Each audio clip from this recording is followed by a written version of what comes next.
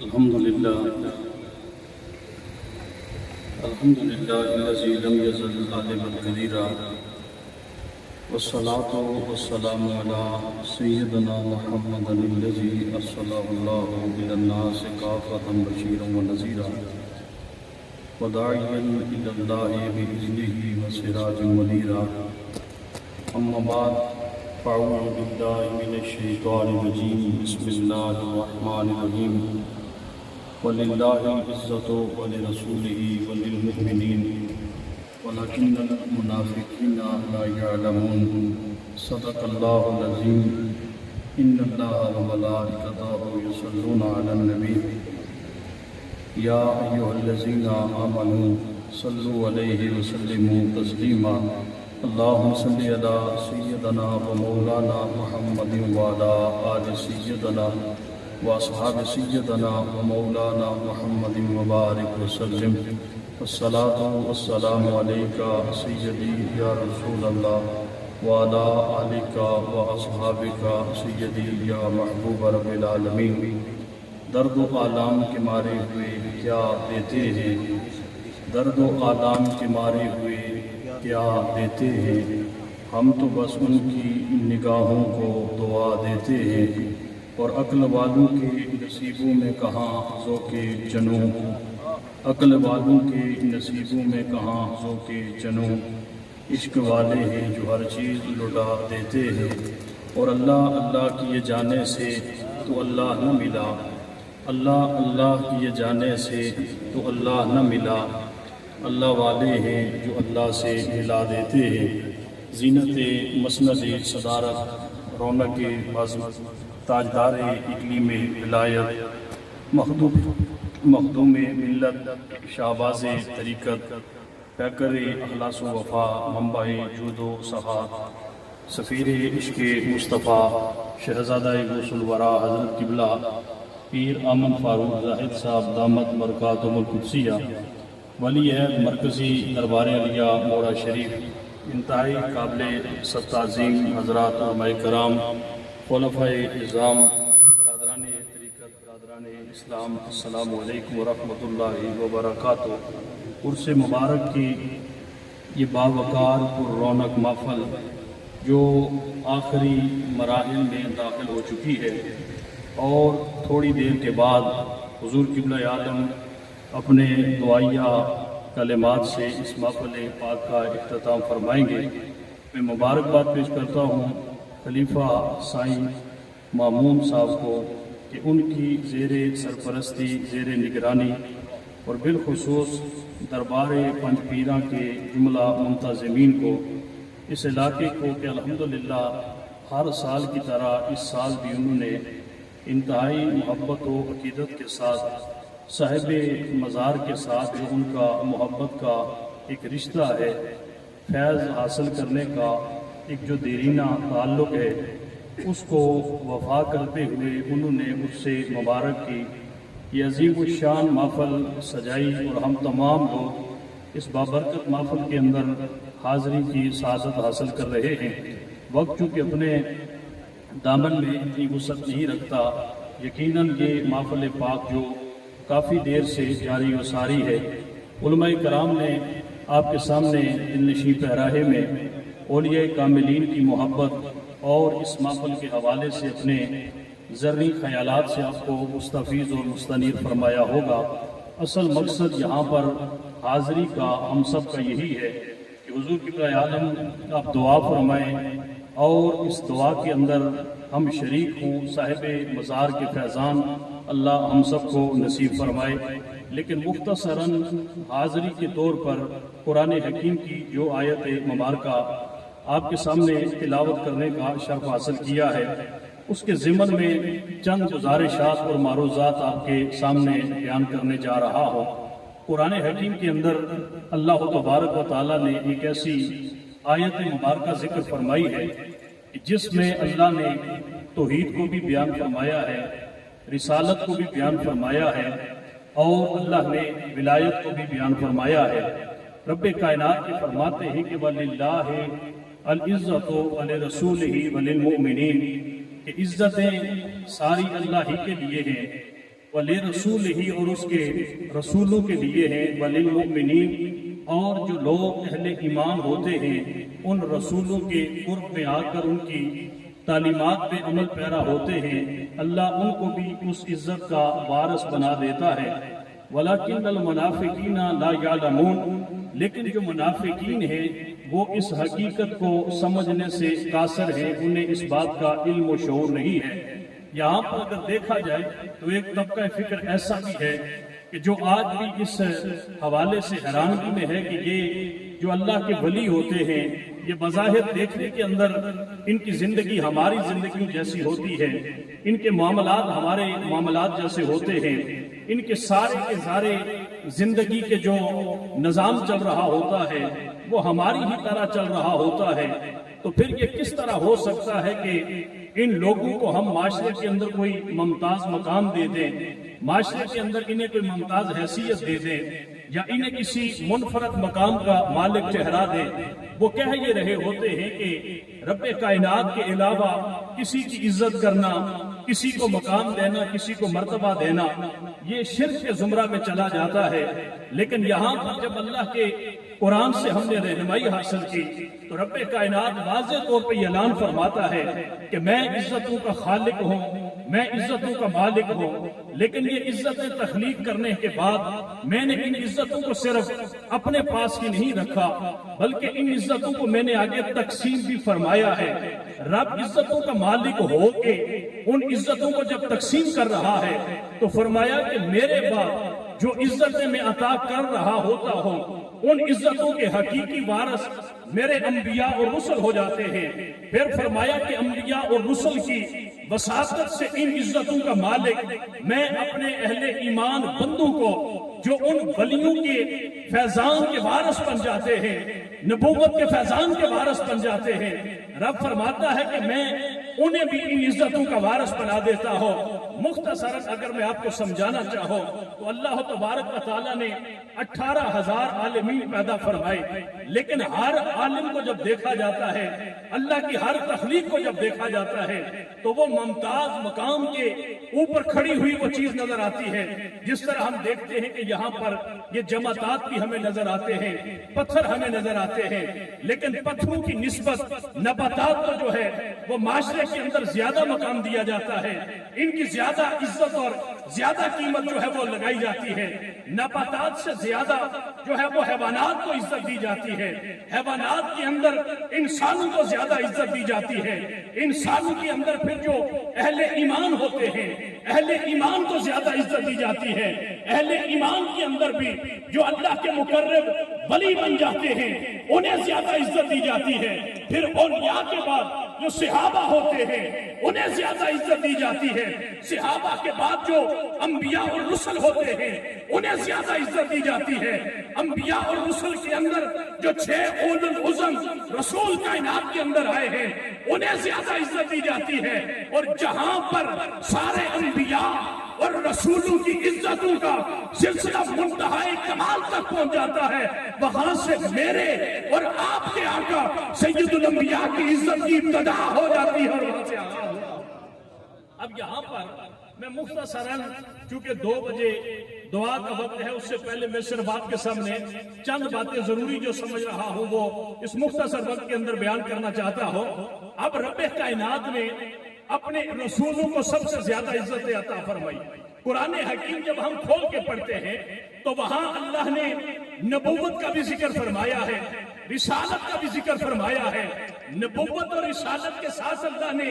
ولایت کا بھی ذکر فرمایا ہے۔ قرآن حکیم جب ہم کھول کے پڑھتے ہیں تو وہاں اللہ تبارک و تعالیٰ نے جہاں انبیاء کے معجزات کا ذکر فرمایا ہے وہاں اللہ نے ولیوں کی کرامات کا ذکر بھی فرمایا ہے۔ اب پتہ یہ چلا کہ ہر ولی وہ نبی نہیں ہوتا، لیکن ہر نبی کو اللہ نے مقام ولایت کی عطا کر کے رکھا ہوتا ہے. ہر ولی رسول نہیں ہوتا بلکہ اللہ نے ہر رسول کو مقام ولایت کی عطا کر کے رکھا ہوتا ہے. ہر نبی نبی بھی ہوتا ہے, ہر نبی ولی بھی ہوتا ہے, ہر رسول رسول بھی ہوتا ہے, ہر رسول ولی بھی ہوتا ہے. لیکن میرے بھائی, نبوت کو اللہ نے آخری نبی کے اوپر بند فرما دیا. فرمایا محبوب تیرے بعد اب قیامت تک کوئی نبی نہیں آئے گا. میں نے نبوت کے سلسلے کو تیرے اوپر ختم کر دیا ہے. مالک کائنات پھر کائنات کے اندر یہ فیض جاری کیسے رہے گا؟ کائنات کے اندر انسانیت کی ہدایت کے لیے تیرے رابطے جو لوگوں سے ٹوٹ جاتے ہیں, ان رابطوں کو استوار کرنے کے لیے مالک کائنات میرے بعد نبی آئے گا کوئی نہیں, کتاب آئے گی کوئی نہیں, تو پھر یہ کائنات کا نظام قیامت تک کیسے چلے گا؟ رب نے فرمایا محبوب میں نے تیرے اوپر نبوت کا دروازہ بند کر دیا ہے, لیکن ولایت کا تیرا فیض قیامت تک جاری رہے گا. دنیا میں نبی کوئی نہیں آئے گا, ولی کائنات میں آتے رہے. اب یہاں پر میں مختصراً ایک بات عرض کر دینا چاہتا ہوں. اگر یہ کہا جائے کہ فلاں ولی کو اللہ نے یہ مقام عطا فرمایا تو لوگ اس مغالطے میں پڑ جاتے ہیں. یہاں یہ صاحب مزار پنج پیرہ جہاں پہ آپ لوگ حاضر ہیں, ان ولیوں کی کئی کرامات آپ کے گھروں کے اندر موجود ہوں گے. ان کے فیض کے بہت سارے نظارے آپ نے اپنے گھروں کے اندر دیکھے ہوں گے, لیکن اگر وہ کسی نادیدہ گوہر سے بیان کر دیا جائے تو وہ لوگ یہ کہتے ہیں کہ یہ نعوذ باللہ یہ تو شرک کے اڈے ہیں, یہ تو بدعات کا مرکز ہے, یہ اللہ کے جنہیں تم ولی کہتے ہو یہ تو ہماری طرح ہی کے لوگ ہیں. اللہ نے ان کو یہ جو مقام تم کہتے ہو یہ ہو کیسے سکتا ہے کہ اللہ نے ان کو اتنا بڑا مقام اور مرتبہ عطا کر دیا ہے کہ دنیا سے جائے ہوئے ان کو کئی صدیاں گزر جاتی ہیں, پھر بھی اللہ ان کے ہاتھوں کو فیض رساں بنا دیتا ہے اور ان کے مزارات سے بھی اللہ فیض کا سلسلہ جاری فرما دیتا ہے. لیکن جب قرآن حکیم کو ہم کھول کے پڑھتے ہیں تو وہاں اللہ واضح طور پر جہاں انبیاء کرام کے معجزات کو بیان فرماتا ہے وہاں اپنے ولیوں کی کرامات کو بھی بیان فرماتا ہے. قرآن حکیم کے اندر اللہ نے ایک واقعہ بیان فرمایا. واقعہ کیا ہے کہ حضرت سیدہ مریم علیہ السلام, یہ حضرت سیدنا عیسیٰ علیہ السلام کی والدہ محترمہ ہیں. آپ نبیہ نہیں ہیں, آپ رسولہ نہیں ہیں, اللہ نے آپ کو ولیہ کا مقام عطا فرمایا ہے. حضرت عیسیٰ کی ولادت کا وقت جب قریب آتا ہے اور آپ کے اوپر جب وہ ایک بیماری کا اور درد ذہن کی جب کیفیت شروع ہوتی ہے تو کئی دنوں کی بھوک کی وجہ سے آپ کو جب درد ذہن شروع ہوتا ہے تو لاغری اور کمزوری کی وجہ سے آپ ایک ایسے مقام کے اوپر موجود ہیں کہ جہاں پر آپ کے لیے کھانے اور پینے کا بظاہر کوئی انتظام موجود نہیں ہے, بظاہر آپ کے پاس کوئی ایسا فرد موجود نہیں ہے کہ جو آپ کو کوئی چیز وہاں پر پلا سکے, جو آپ کو چیز کوئی وہاں پہ کھلا سکے. جب آپ کی اس کیفیت کو اپنے اندر آپ نے کمزوری کو محسوس کیا, نکاہت کو محسوس کیا, تو آپ نے اللہ کی بارگاہ کے اندر یہ دعا فرمائی کہ مالک کائنات مجھے بھوک لگی ہے, میرے لیے کھانے کا انتظام یہاں پر کر دیا جائے. اب رب کائنات چاہتا تو وہ من و سلوہ جو بنی اسرائیل کے لیے نازل فرماتا ہے, اگر رب چاہتا تو آسمان سے حضرت سیدہ مریم کے لیے جو ہے وہ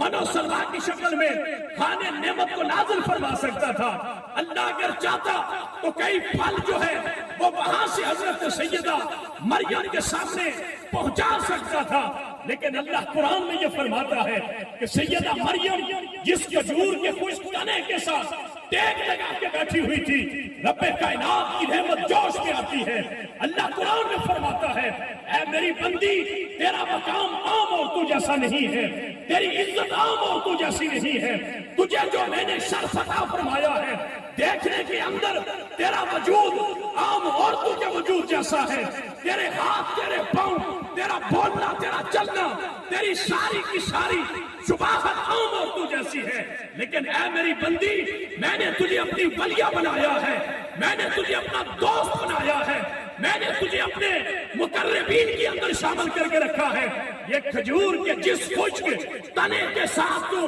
ٹیک لگا کے بیٹھی ہے، وَحُزِّي إِلَيْكِ بِجِذْعِ النَّخْلَةِ، جس کھجور کے خشک تنے سے تو ٹیک لگا کے بیٹھی ہے، اس کو جھنجھوڑنا شروع فرما دے۔ یہ اللہ کس میں فرما رہا ہے؟ قرآن کے اندر فرما رہا ہے۔ اب کہا جاتا ہے کہ یہ قرآن میں کہاں لکھا ہے؟ یہ بڑی حیران کن بات ہے کہ مجھے یہ چیزیں دکھائی دے دیتی ہیں، ہمارے ان دوست علماء یہاں پہ تشریف فرما ہے، ان کو یہ چیزیں دکھائی دے جاتی ہیں۔ شاہی خلیفہ محمود صاحب کو ان چیزوں کا پتہ ہے، لیکن یہ بڑی حیرانگی والی بات ہے کہ ایک آدمی جو اپنے آپ کو عالم بھی کہتا ہے، شیخ القرآن بھی کہتا ہے، شیخ الحدیث بھی کہتا ہے، دین کا مبلغ بھی کہتا ہے، اپنے آپ کے ساتھ بہت بڑے بڑے القابات لگا کے بیان کرتا ہے، جب وہ ممبروں کے اوپر بیٹھ کے اللہ کے ولیوں کی توہین کر رہا ہوتا ہے،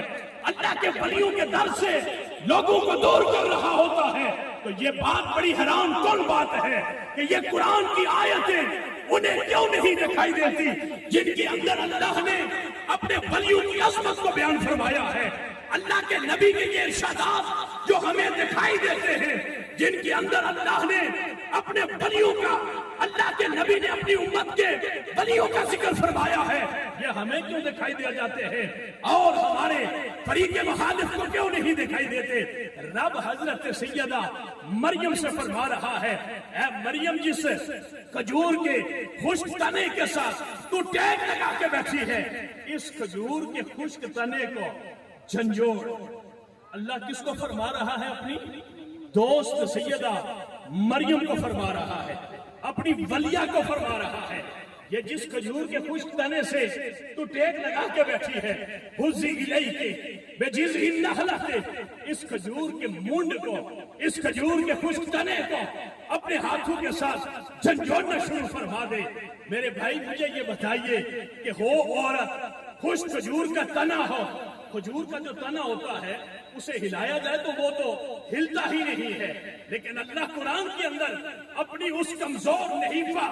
اور درد ذہ کی کیفیت سے گزرنے والی بندی کو یہ کہتا ہے، اے بندی اپنا ہاتھ لگا کے اس کھجور کے خشک تنے کو جھنجھوڑنا شروع فرما دے۔ آگے اللہ نے فرمایا جھنجھوڑنا تیرا کام ہے، تو ساقط علیک رطبا جنیا،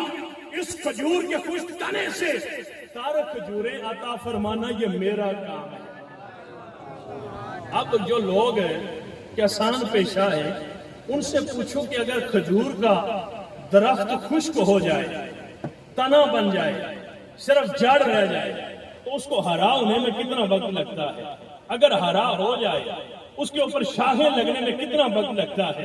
شاخیں لگ بھی جائیں، ان شاخوں کو پھل آور ثمر بار ہونے میں کتنا وقت لگتا ہے؟ اگر وہ ثمر بار ہو بھی جائے ان کے اوپر پھر پھل لگنے میں کتنا وقت لگتا ہے؟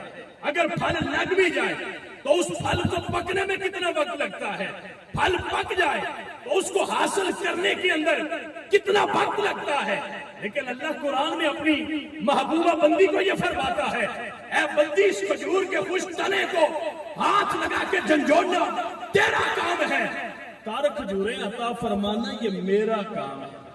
حضرت سیدہ مریم نے اپنے ان کمزور ہاتھوں سے کھجور کے اس خشک تنے کو ہاتھ لگا کے اس طرح سے ہلایا، اوپر سے اللہ نے تارہ کھجوروں کے گچھے حضرت سیدہ مریم کے سامنے گرانے شروع فرما دیے۔ یہاں پہ سوال پیدا ہوا کہ مالک کے کائنات کھجوریں تو عطا تو نے ہی کرنی ہے، ہم یہ تو نہیں کہتے کہ اولاد یہ ولی دیتے ہیں، ہم یہ تو نہیں کہتے کہ ہماری جو مرادیں ہیں یہ اللہ کے ولی پورے کرتے ہیں، ہمارا یہ عقیدہ ہے کہ اولاد دیتا خدا ہی ہے، لیکن ان لوگوں کے اٹھے ہوئے ہاتھوں کی برکت کی وجہ سے اللہ اولاد دیتا ہے۔ ہمارا یہ عقیدہ ہے کہ مرادیں پوری اللہ ہی کرتا ہے، لیکن اللہ ان کے اٹھے ہوئے ہاتھوں کی برکت کی وجہ سے ہماری مرادوں کو پورا کرتا ہے۔ ہمارا یہ عقیدہ ہے کہ شفا اللہ ہی دیتا ہے، لیکن شفا اللہ اپنے ولیوں کے اٹھے ہوئے ہاتھوں کی برکت کی وجہ سے اللہ شفا عطا فرماتا ہے۔ मालिक के कायनात, खजूरें तूने ही अता फरमानी थी, सैयदा मरियम की भूख को तूने ही खत्म फरमाना था, तो फिर ये मरियम के हाथ खजूर के खुश्क तने से लगवा क्यों रहा है, खजूर के तने को हिलवा क्यों रहा है? उधर से जवाब आता है कि दुनिया वालों, अगर मैं ये खजूर के तने से अपनी बंदी के हाथों को लगा के हिलाने का हुक्म न देता तो तुम्हें पता कैसे चलता कि मेरे बंदू के हाथों में अल्लाह ने बरकत दी रखी। मैं चाहता तो बगैर हाथ लगाए भी अपनी सैयदा मरियम को खाना दे सकता था, उसकी भूख को मिटा सकता था, लेकिन ये हाथ मैंने इसलिए लगवाया कि ताकि तुम्हें पता चल जाए कि जो मेरे हो जाते हैं उनके हाथ फिर आम हाथ नहीं रहते, वो यदुल्लाह की कैफियत वाले हाथ बन जाते हैं। अल्लाह उनके हाथों को इतना मकाम अता कर देता है कि वो फिर किसी और के हिस्से में नहीं आता। यहाँ पर अल्हम्दुलिल्लाह ये दरबार अलिया पंजपीरा शरीफ जिस जगह आप बैठे हैं, समझ लें कि ये एक यहाँ पे एक ट्रांसफार्मर है। मरकजी दरबार अलिया मोड़ा शरीफ के खलीफा महमूद साहब यहाँ पे तशरीफ फरमा है। गरीब स्टेशन आप वहां समझे कि वहां से फैज का सिलसिला जो है वो चल रहा है। उस दरबार की निगाह जो है वो यहाँ पर बैठे हुए इस मर्दे दरवेश के ऊपर है। फिर अल्लाह साहिब मजार की बरकतों को आप तक पहुंचाता है। एक तवस्सुल और वसीले के जरिए अल्लाह आप तक पहुंचा रहा है। वहां मैं एक किताब के अंदर पढ़ रहा था, जिम्मन चले बात आ गई है, ये मीरपुर खंबा एक इलाका, वहां पर मोजिया दुबला में किताब के अंदर पढ़ रहा था, तो वहां पर एक मौलवी अब्दुल्ला साहब से और बाबा जी कासिम सादिक मोरवी रहमतुल्लाह ताला अलैह के दौरे मुबारक के अंदर आप गुजरे। मौलवी अब्दुल्ला साहब जो है वो सिलसिला आलिया चिश्तिया के अंदर आप बैठ थे और आपके जो जोजा मोहतरमा थी उसके शिकम के अंदर एक बच्चा था और वो सोकड़े की बीमारी के अंदर चला गया।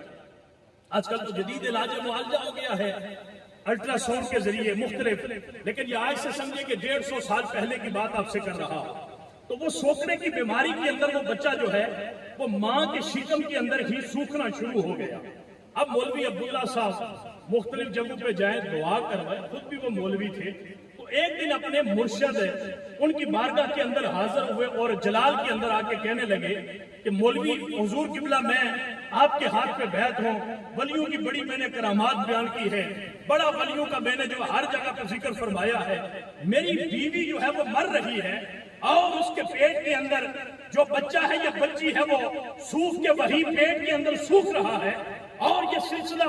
कई सालों के ऊपर चला गया है। मैं आपसे भी दुआ करवाता हूँ, कोई दरबार कोई खानका मैंने नहीं छोड़ी। मुझे ये बताइए, आज मैं एक सवाल लेके आपके पास आया हूँ, मुझे ये बताइए कि ये करामत क्या चीज होती है? हम जो कुरान में पढ़ते हैं कि अल्लाह के वलियों की करामतें होती है, हदीस मुबारक के अंदर हम जो पढ़ते हैं कि अल्लाह के वलियों की करामतें होती है, मुझे आज सिर्फ ये बताओ कि ये सिर्फ पढ़ने की हद तक है या हम अमली तौर पे किसी करामत को अपनी आंखों से देख भी सकते हैं? तो आपके जो शेख थे ना, उन्होंने कहा कि मौलवी अब्दुल्ला साहब, आपकी इस बात का जवाब मोड़े शरीफ वाले बाबा जी दें।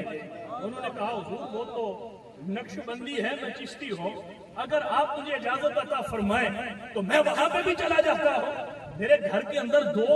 जो है वो इंसानी जानें जाया हो रही है, मेरी बीवी मर रही है और उसके शिकम के अंदर जो बच्चा है वो मर के वो तो पेट के अंदर ही वो सूख चुका है। हुजूर अगर आप मुझे इजाजत अता फरमाएं तो मैं वहां पर भी जा सकता हूँ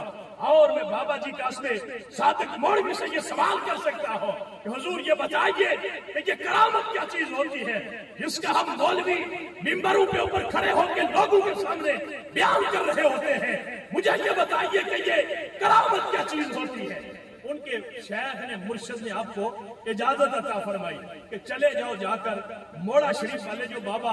कासिम सादिक मौलवी हैं वो तुझे बताएंगे कि करामत क्या चीज होती है। पीर बनना ये थोड़ा आसान काम है, आगे पीर बनाना ये थोड़ा मुश्किल काम है। ये काम अगर किसी ने किया है तो ये बाबा कासिम सादिक मौलवी ने किया। वो खुद पीर नहीं बने, वो पीर गर थे। उन्होंने जमाने के अंदर 750 गद्दी इस वक्त भी मौजूद है जो बाबा कासिम सादिक मौलवी रहमतुल्लाह ताला अलैह की करामत का जीता जागता सबूत है कि आपके दर के ऊपर कोई दुनियादार बन के गया तो बाबा कासिम सादिक मौलवी ने उसको अल्लाह वाला बना के वहां से वापस लौटाया। मौलवी अब्दुल्ला साहब ने कहा इजाजत है मुझे, कहा जाओ। कहते मोड़ा शरीफ मौलवी अब्दुल्ला साहब पहुंचे ना तो मौलवी अब्दुल्ला साहब लोगों के साथ इस तरह बैठ के जो ही हुजूर बाबा सरकार मौलवी रहमतुल्लाह ताला अलैह के सामने मुलाकात के लिए हाजिर हुए तो बाबा जी ने इस तरह हाथ पकड़ा और कहा मौलवी जी ये पूछ रहे हो कि करामत क्या चीज होती है, ये पूछ रहे हो कि करामत क्या चीज होती है। तो मौलवी अब्दुल्ला साहब ने कहा हुजूर बस यही सवाल लेके आपकी बारगाह के अंदर हाजिर हुआ। आपने फरमाया मौलवी साहब अपना दायां हाथ आगे करो। मौलवी अब्दुल्ला साहब ने अपना दायां हाथ आगे किया। ये जो बात मैं कर रहा हूं बड़ी जिम्मेदारी से कर रहा हूं, ये माज एक करामत के तौर पे नहीं, एक पब्लिसिटी के तौर पे नहीं, बल्कि कुरान के अंदर बयान करदा उन आयात की रोशनी के अंदर कि जिन आयात के अंदर अल्लाह ने सुलेमान के उम्मती को ये मकाम अता कर दिया कि वो विलायत के ऊपर जब फायज होता है तो अकल से मावरा काम करके गुजर जाता है। अल्लाह ने जब विलायत ईसवी के वारसों को ऐसी करामत अता फरमाई, विलायत मूसवी के वलियों को जब ऐसी करामत अता फरमाई कि जिनको हमारा कुरान भी बयान कर रहा है, नबी का फरमान भी बयान कर रहा है, ये बदबख्ती की अलामत है कि हम हजरत सुलेमान की उम्मत के वलियों की करामात को तो मानते हैं, हम हजरत ईसा की उम्मत के वलियों की करामात को तो मानते हैं, हम हजरत सैयदना मूसा की उम्मत के वलियों की करामात को तो मानते हैं, लेकिन जो उन सारे नबियों का भी नबी बन के कायनात में आया, जो उन सारे रसूलों का रसूल बन के कायनात में आया, जब उस नबी की उम्मत के वलियों की बात आती है तो वहां पर हमारी सुई अटक जाती है। ये तो इंसान की फाहम फरासत की बात है। आगे हाथ किया, बाबा जी रहमतुल्लाह ताला ने दम फरमाया और दम फरमाने के बाद कहा कि मौलवी साहब अपनी बीवी के शिकम के ऊपर पेट के ऊपर ये हाथ जाके फेरना और जाकर ये कहना कि बाबा मोड़े वाला कह रहा है कि रब ने तुझे अब इजाजत अता फरमा दी है, जो कुछ भी है जाहिर हो के दुनिया के अंदर आ जा। कहते हैं कि 4 हफ्तों के अंदर अंदर, 1 महीने के अंदर अंदर मौलवी अब्दुल्ला साहब के घर अल्लाह ने बेटा अता फरमाया, बेटा अता फरमाया। 1954 के अंदर हुजूर बाबा जी के बेटे हजरत पीर सुल्तान लहरासफ साहब रहमतुल्लाह ताला अलैह अब मीरपुर दौरे पे आए तो वो मौलवी अब्दुल्ला साहब का बेटा आया और कहने लगा हुजूर मैं आप मोड़ा शरीफ से आए हैं? कहा जी मोड़ा शरीफ से। कहा मैं आपसे बैत होना चाहता हूँ। आपने फरमाया जी बैत हो जाओ। कहा बैत होना चाहता हूँ लेकिन पहले मैं आपको एक बात सुनाना चाहता हूँ। उन्होंने उस बच्चे ने कहा कि मैं उसी मौलवी अब्दुल्ले का बेटा हूँ कि जो बाबा जी सरकार मौलवी की करामत से अल्लाह ने मुझे नई जिंदगी अता फरमाई थी। मेरे बाप ने वसीयत की थी कि बेटा मैं किसी और आस्थाने के ऊपर मरीद हूँ, अल्लाह जब तुझे जिंदगी अता फरमाए और मौका अता फरमाए तो तूने मोड़ा शरीफ के अंदर जाके बैत तो ना है, इसलिए कि मोड़ा शरीफ वालों की दुआओं की वजह से अल्लाह ने तुझे नई जिंदगी अता फरमाई। यार अगर हम ये कहें कि अल्लाह की वलिया जब हाथ लगाए तो अल्लाह खुश्क खजूर के तने को भी जिंदा फरमा देता है, वहां पे तो मान लेते हैं। लेकिन अगर ये कहा जाए कि अल्लाह का वली जब किसी ऐसी बीमारी के अंदर के इंसान मौत की वादी में चला किया जाए और उसकी जिंदगी के आसार खत्म होने के करीब चले जाए, जब अल्लाह का वली उसके ऊपर हाथ रखे तो अल्लाह उससे भी ताजगी और जिंदगी अता फरमा देता है। यकीनन ये हमारी खुशकिस्मती है कि हमारा ताल्लुक, हमारी निस्बत ऐसे आस्थानों के साथ है। मैं इसी अकीदत और मोहब्बत के अंदर इसी जो है वो मोहब्बत के अंदर मैं आप लोगों को ये दावत दे रहा हूँ कि आप खुद भी और अपनी नस्लों को भी अल्लाह के इन मुकर्रबीन के साथ ताल्लुक सवार करवाइए और इस रास्ते के जो है वो उनको भी मुसाफिर बनाइए ताकि अल्लाह उन्हें हिदायत अता फरमाए। वाखिर दावाना अल्हम्दुलिल्लाहि रब्बिल आलमीन।